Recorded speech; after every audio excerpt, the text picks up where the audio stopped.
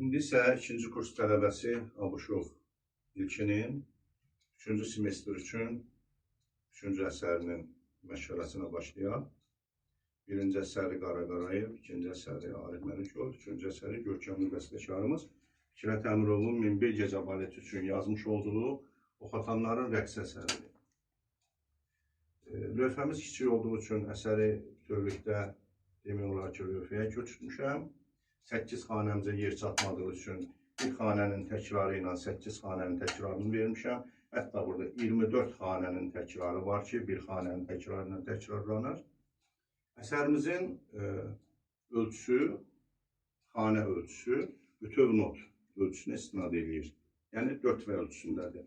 Ritmik fiqur olaraq 8'li və 16'lıq notlardan istifadə olunub ki, fiqurlarımız 8'li 16'lıq notlardan ibarətdir. Xanə daxili ölçümüz 8-8'dir. Yəni 8-8'lik ölçüdən ibarətdir. Fikrət Əmirov yaradıcılığına xas olan bir cəhət vardır ki, Fikrət Əmirov öz əsərlərində çox məharətlə dəyişən ölçülərdən, xanələrdən istifadə edir ki, Oxatanların rəqsi səhnəsində də, əsərdə dəyişən xanələrdən 4 xanə 6-8, 2 xanə 18 ölçülərdən istifadə olunur ki, yenə də əsərdə 2 xanə 18 bitdikdən sonra ənənəvi ölçüyə 8-8 ölçünə qayıdır. Konsertmesterimiz bugün ilkini müşahidə edəcək. Konsertmesterimiz Ağdam Musiqi Kollecinin konsertmesteri, instrumental ifaçılıq şöbəsinin piano müəlliməsi Bağırova Rəfiqə müəllimədir və tələbəni də təqdim elədim İlkin Abuşov. Buyur İlkin. 4 xanə sən çalırsan, sonra isə 4 xanədən sonra konsertmesterimiz qoşulur. Buyur. 3, 4.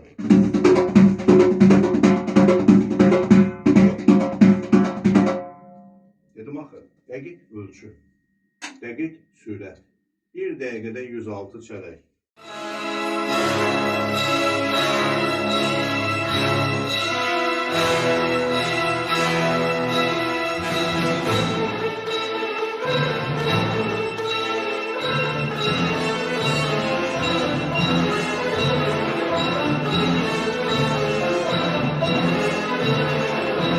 Bir dəqiqədə 212-8'lik. Mən də sizinlə bir yerdə şunun biraz kömək eləyim. Müəllimə, hazırsınız? Bəli. Hazırsan ki.